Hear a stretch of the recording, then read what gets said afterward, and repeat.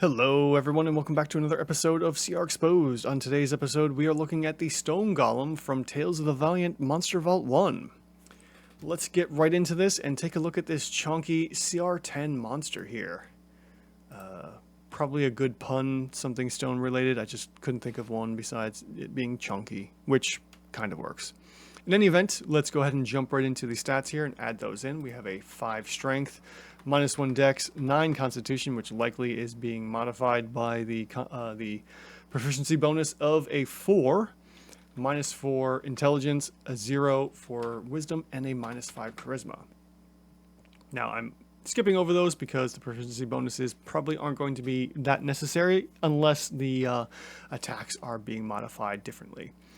From there, we are going to see that we have an armor class of 17, natural armor, and because our AC is actually a -1, we need to add in, was that 8 points of AC bonus to bring us up to that natural AC, which our expected AC is a 15 to 17, which means the 17 is right perfectly on the high end, and we won't be getting any modifications from AC there. On top of that, we are expecting to hit 215 hit points, which is the benchmark to see whether or not we are within range, because at the moment, our Stone Golem should only have 176, which means we have a whole bunch of stuff giving us negative hit point modifications to bring it down. And we will see that in a little bit. After the hit points, we are expecting 30 feet, which is good to see. We don't have to worry about modifying the speed, which is important because if it was lower than 30, we would have to give it bonus hit points because it's too slow to catch up to our players. Next, we have immunities to Golem Resilience, which if we jump down here, we'll see that the Golem is immune to poison and psychic damage. So we'll go ahead and jump down in here. We are immune to poison, which is typical, psychic, and then also bludgeoning, piercing, slashing damage from non-magical attacks. And in addition, it is immune to the exhaustion and the charmed, frightened, paralyzed, petrified, and poisoned conditions. Okay, so I don't know why it's stated that way. Immune to exhaustion and to. I don't understand why they did that. Who knows? Charmed, frightened. We could technically stop there because we only need to worry about 3, but for the sake of, whatever, we're going to go ahead and throw all this in just to show you what's going on with the tool. And then the poison condition. All right, so that's what we're immune to. So we will see here in our negative modifiers at the moment, the creature is resistant or immune to 3 or more conditions, which it is. So we are getting -5 there. And for every 2 types of damage, which the creature is resistant or immune to, we are doing -8. Technically, we only have 1, even though we have 3. It's for every 2. If we had 1 more in there, we would see that bonus. Now, as we see here, even though I checked bludgeoning, piercing, and slashing, bludgeoning, piercing, and slashing are considered one type of damage. So it's melee damage, basically. We could just simply say any type of melee damage or range damage, any kind of physical damage. And that counts for all of it. So even if we remove 1, only have 2 in any combination, we're not going to see any kind of a change here because these all count as 1. So we have 1, 2, 3, and we have technically only 1.5, so we round down for this instance because it's for every 2, and we're good to go. Now, if we had 1 more, then we would see the modification here, but we don't. Okay.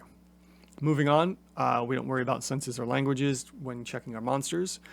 We move down into the traits, and we have Monster Nature, which we don't care about. We already looked at Golem Resilience. We have Immutable Form, which you don't care about. We do have Magic Resistance, which we can go ahead and add this in, so it's an additional -5% hit points. From there, we also have Magic Weapons, which we don't have to worry about. That's just tacked into the monster's attacks, which we're going to look at next. So yeah, there's our chunky boy Stone Golem there. We do have our multi-attack. The Golem makes 3 slam attacks. So we're going to go ahead and check that out. Now we do have a +9 to hit, which means our strength bonus is perfectly fine at the 9. We are adding in the 4 there to give us a +9 to hit, which is great to see, which is within the range of 7 to 9. And we are looking at 21.5 damage here because we have an odd number of dice. So we're going to go ahead and add in that 3. We're going to do the D10, and we are going to add in the strength, giving us 21.5. So that's going to be our slam attack. We also have slow.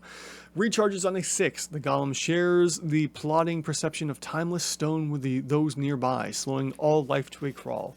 Creatures within 10 feet make a wisdom save. On a failure, a creature can't use reactions, its speed is halved, and it can't make more than 1 attack on its turn. So this is similar to last week's monster, or was it the week before? One of those 2 monsters I looked at from 1 or 2 weeks ago had something similar to a slow spell. And because this is doing more defensive than actual offensive stuff, like dealing damage, we're going to ignore the slow.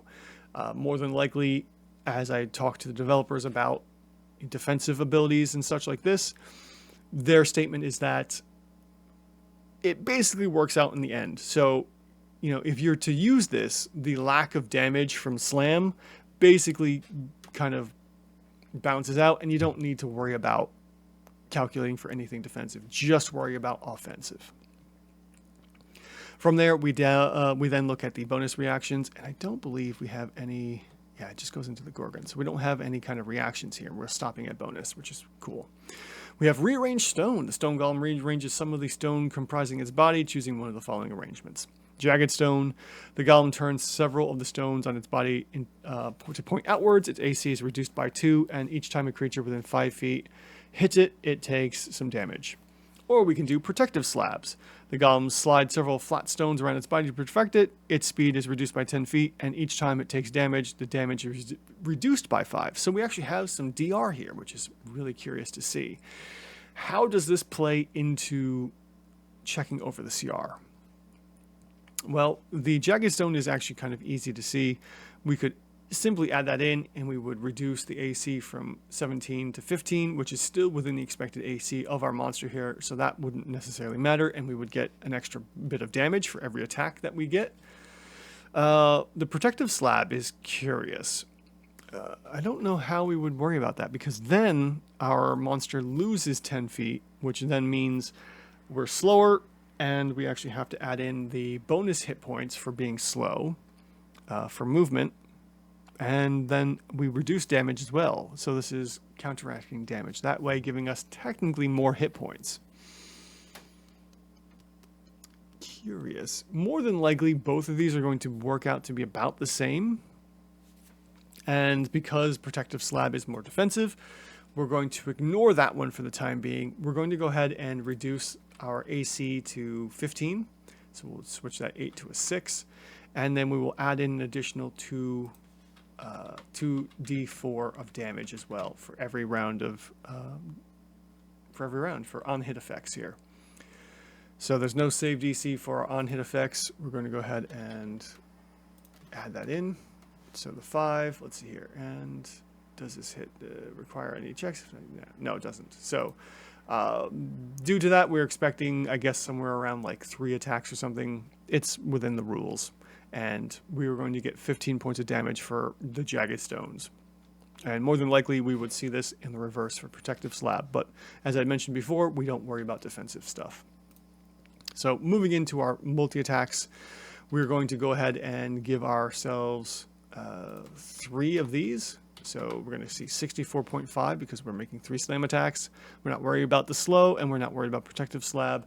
So we're going to go ahead and add in the 15 as well. So we're going to say plus the 15 from the on-hit effects for a total of 79.5, which means we are really high in damage here. Interesting. Let's see what happens. So since we are we are 6 points over, which means we are losing 3 versions of hit points here because we have really high damage because of the jagged stone. We're going to see if we reach that, what was it, 176 hit points? That's everything. Let's see what we got here. So we're currently at 144 adjusted hit points. So let's go ahead and get rid of the jagged effects here. If we go to this, we are now at 187. And likely, what do we got here? anything else that I'm missing? There's something here, probably between the jagged and the protective slabs, that I'm just not quite sure about how to modify for that. And it's only what? Like 11 hit points off? That's really curious. Let's see here. If we put this back to 8, that's not going to do anything. Let me think about this for a minute. Okay. I was looking at what's going on here, and I double-checked the whole like on-hit effect here, and this technically should be correct. Which means this is fine. But it looks like just by chance I happened to mess with something here, and I found that let me show you what I found here. So let's put this back to 0. Now, because our slam here is only doing 21.5 points of damage, we're getting a total of 64.5. Now, I threw this into concentration because that just automatically throws it into the actual DPR without having to copy it through all 3 rounds of combat. Now, the funny part is I just randomly clicked on Blood Frenzy to see, I was double checking my tool here, and that brought it up to 68 points of damage, which means it got rid of the positive hit point adjustment, which then means it brought it down to 176 points of 176 hit points. Now, if we look over here, that's exactly what we have here. So it looks like there may be some confusion, or there may be some kind of an error with the Stone Golem. Something's not quite right here, and I'm guessing that it probably doesn't have enough damage on the attack itself, or there's some kind of a average going on here between the jagged stone and the protective slab, which I'm not entirely sure how to account for, because technically we're not supposed to worry about anything defensive here and reducing damage, which would technically give us more hit points in theory. And in this case, we would increase the protective slab's movement. We would increase hit points because of losing 10 feet of movement, dropping it from 30 to 20 feet, and then we are getting a DR here. So in theory, this is probably an A+ monster. Now, I give this an asterisk because I'm not entirely sure what the distinction is here for these 2 bonus actions. If we don't use these, then technically we probably want to give our attacks here maybe an extra little bit of damage. Instead of it being D10s, maybe it's going to be D12s. Let's see what happens here if we do that. D12s. Technically, that puts us right in the right range, and we have the adjusted hit points.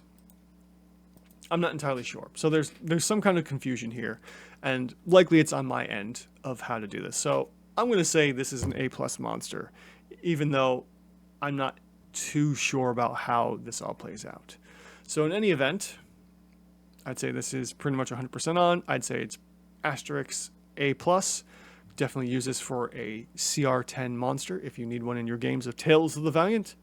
And yeah, if you like what I've done here and you'd like to get this tool for yourself, go ahead and check the link in the description for my Ko-fi page, where you can get this tool completely for free, or you can donate if you feel so inclined to. On top of that, you can support the channel by becoming a member here, where you can get these videos on early release, as well as getting special perks from becoming a Ko-fi supporter over there as well, if you'd like.